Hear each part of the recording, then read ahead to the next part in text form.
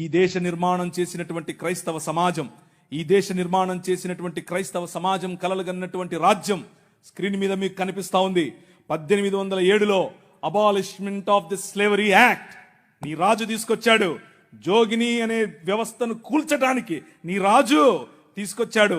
1930లో ముత్తులక్ష్మిరెడ్డిని నిలబెట్టి మెడ్రాస్ లెజిస్లేటివ్ కౌన్సిల్లో ఈ దేవదాసి వ్యవస్థను నాశనం చేయటానికి, దాన్ని తీసి పారేయండి అని పిల్లు పెట్టింది. నీ రాజు పంపగా వచ్చిన వ్యక్తులు ఆంధ్ర జోగిని యాక్ట్ మనం తీసుకొచ్చాం.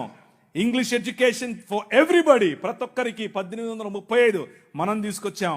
1795 రైట్ టు ప్రాపర్టీ, అంతకుముందు ఎవరు భూములు కొనటానికి లేదు.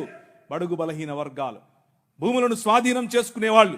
నీకేంద్ర రే మల్లిగా అనేవాళ్ళు, నువ్వెవర రే ఈరిగా అనేవాళ్ళు, నువ్వెవర రే బయటుండు, నువ్వు మా ఇంటికి రావద్దు, నీ నీడ పడద్దు అన్నారు. కానీ నీ రాజు నీకు అధికారం ఇచ్చాడు. భూమి కొనుక్కునే అధికారం, భూమిలో పండించుకునే అధికారం, పండించిన దాన్ని తినే అధికారం నీది. అంతకు ముందేమయ్యేది, భూమి తీసుకుని కష్టపడి మంచిగా పనిచేసి ఇంత పండు వండిన తర్వాత వస్తాడు అయ్యగారు, ఏట్రా ఇదేంటి బాబండింది, అమ్మగారికి కావాలంటే ఇచ్చిరాపో అంటే నోరు మూసుకొని ఇవ్వాలి అంతే. అదే చట్టం. కానీ ఈరోజు అది కాదు. నువ్వు పండించింది నువ్వు తింటావు, నువ్వు పండించింది నీ పిల్లలు తింటారు, నువ్వు పండించింది ధైర్యంగా నీకోసం పెట్టుకుంటావు, పొదుపు చేసుకుంటావు. కారణం ఏమిటి? నీ రాజు, రాజులకు రాజు, ప్రభువులకు ప్రభువు, కైసర్ అగస్తస్ మరియు కైసర్ తిబేరియస్ల ప్రతినిధి అయిన పిలాతు ముందు నిలబడుకొని నా రాజ్యము నీ రాజ్యము లాంటిది కాదని చెప్పాడే ఆ రాజు. Right to property, right to education, abolishing killing children. చిన్న పిల్లలను కొనుక్కొని వెళ్ళే వాళ్ళు రాజమండ్రి. ఆయన ఒకసారి రాశారు, ఈ దాన్ని ఏమంటారు, కాటన్ గారు ఆయనకు రాసినటువంటి కాటన్ గారి గురించి రాసినటువంటి పత్రిక ఒక పుస్తకంలో ఇలా రాసిందట.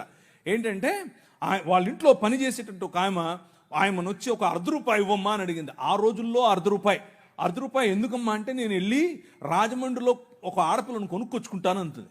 ఏంటి కొనుక్కొచ్చుకుంటావా? ఎందుకు? అది మన పరిస్థితి ఆ రోజుల్లో.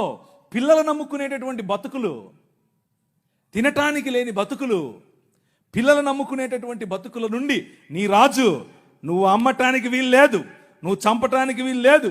నిర్మాణం కట్టాలంటే పిల్లల్ని చంపరారు, ఏదైనా రోడ్డు వేయాలంటే పిల్లల్ని చంపుతారు, రక్తం పడాలంటారు. ఇలా పిల్లలను, మన పిల్లలను చంపుతూ ఉంటే